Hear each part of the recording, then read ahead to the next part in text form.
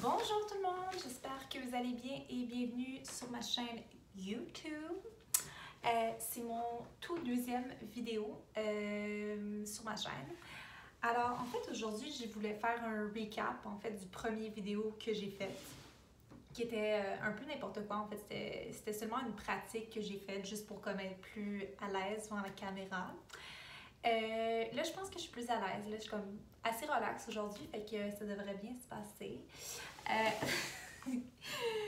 En fait, je voulais comme faire une petite intro sur genre qui je suis, puis qu'est-ce que je fais, puis voilà, juste pour me présenter. Alors, en fait, mon nom c'est Emmanuelle, comme vous avez pu voir sur ma chaîne, là, sur le titre. Donc, je récapitule il y a genre 10 ans à peu près, là. La toute première formation que j'ai faite, en fait, c'est quand je suis sortie du secondaire, donc, tu sais, quand il était temps de faire les applications. Je pense que j'ai été refusée à, comme, toutes les cégeps. C'était pas une très belle année pour moi.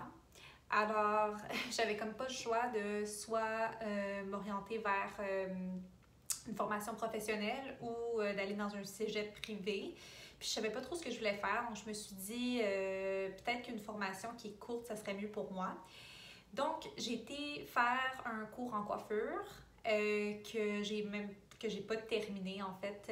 Je pense que comme il y avait un côté trop technique pour moi, donc j'ai comme décroché, puis je me suis dit que j'étais pas assez motivée. Je pense que j'étais juste pas prête là, à être dédiée à un vrai métier genre à cet âge-là. Donc après, j'ai été faire une formation en gestion touristique à l'ITHQ à Montréal. Et je me suis inscrite dans ce programme-là parce que je me suis dit que j'aimais le voyage, j'aimais les gens, j'aimais la bouffe, j'aimais le côté hôtel, un peu comme expérience de luxe, là, ou juste comme l'effet vacances m'attirait en fait dans ce programme-là. Donc, j'ai appliqué, j'ai rentré au cégep, à ce cégep-là, et j'ai fait 2 ans de formation.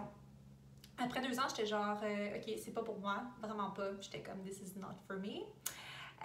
Alors, j'ai comme décidé de juste partir. Et 1 mois plus tard, en fait, j'ai comme intégré le programme de commercialisation de la mode au Collège La Salle en anglais. Donc, j'ai vraiment eu pas de moment d'arrêt entre les 2 écoles. Puis, j'étais pas sûre, comme dans la première année, j'étais comme, je vais-tu finir? Genre, parce que, tu sais, comme je commençais plein de formations, je les finissais jamais. Fait que là, j'espérais que ça soit la bonne formation, là. Tu sais, j'étais comme, je peux pas en faire une autre, là. Tu sais, je pouvais plus demander à mes parents de, comme, me payer toutes ces études-là pour finalement juste, comme, give up après, genre, après quelques mois ou, comme, au bout d'1 an, tu sais. Donc là, après la première année, j'étais pas sûre, comme je vous ai dit.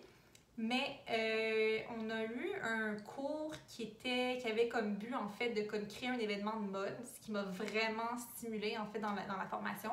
Puis moi en fait, je m'occupais du côté styling, donc je trouvais ça vraiment intéressant, je trouvais ça vraiment cool, j'étais vraiment dans mon élément à ce moment-là, donc ça m'a vraiment motivée à finir la formation.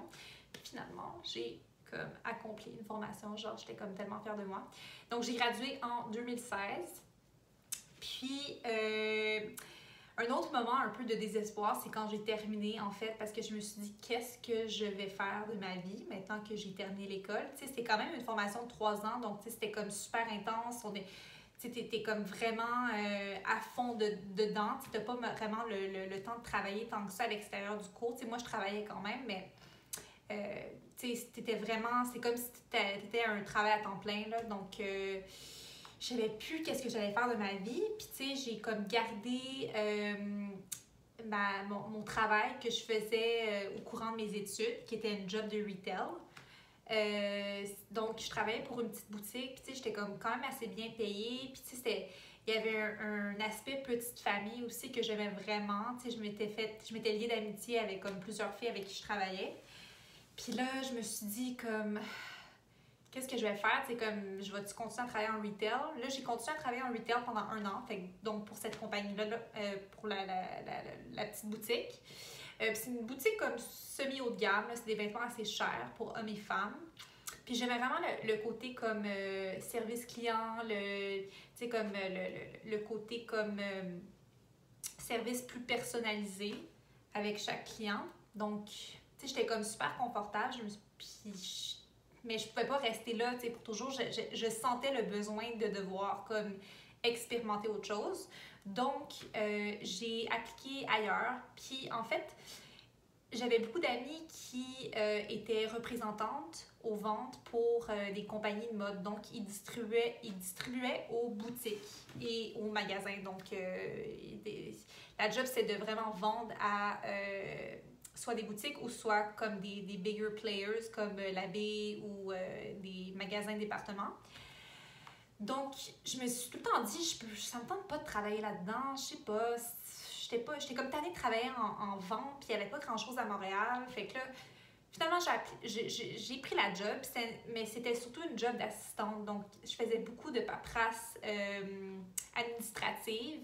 Je faisais pas beaucoup de ventes. Tu sais, je faisais des follow-up avec les clients via email, mais je me tapais aussi toute la job administrative. Puis ce n'est pas ma force. Ce n'est pas ma force. J'ai la misère à savoir c'est quoi 1 plus 1. Donc, demande-moi pas de comme créer des billets des talons de, pas des talons de paye, là, mais des talons des factures en fait pour les gens qui achetaient les vêtements. Je faisais des erreurs, puis c'était pas pour moi. Puis,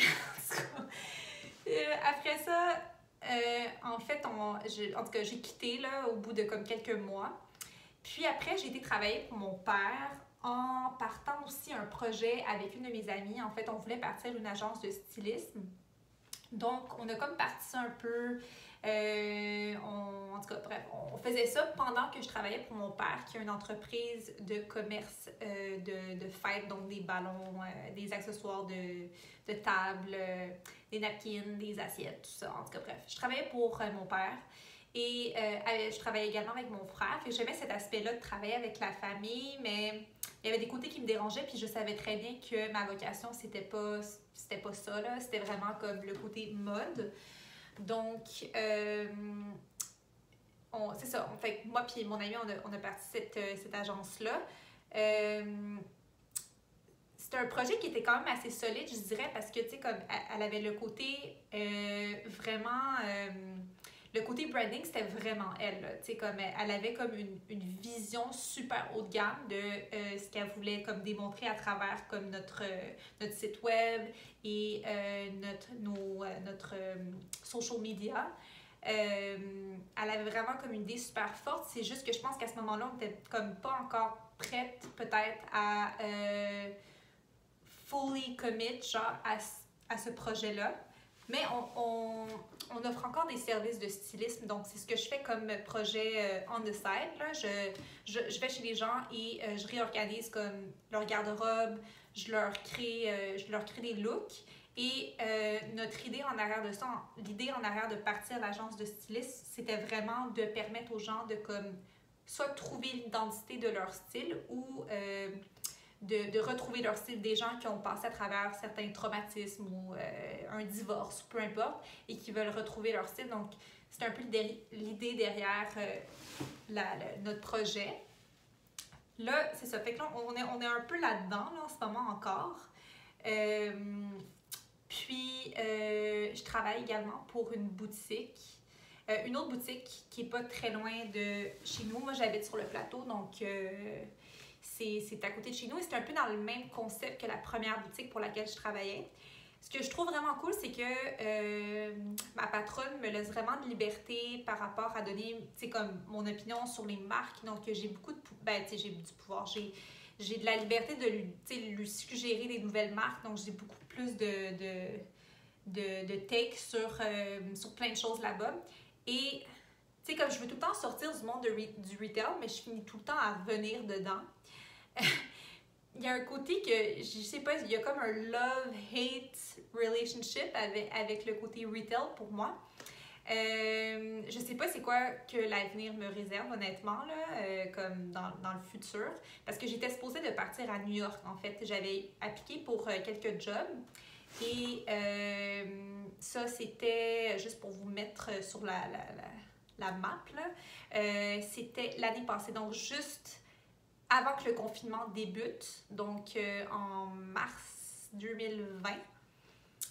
J'étais supposée de partir à New York, mais là, ça s'est passé et en fait, la compagnie qui m'avait engagée a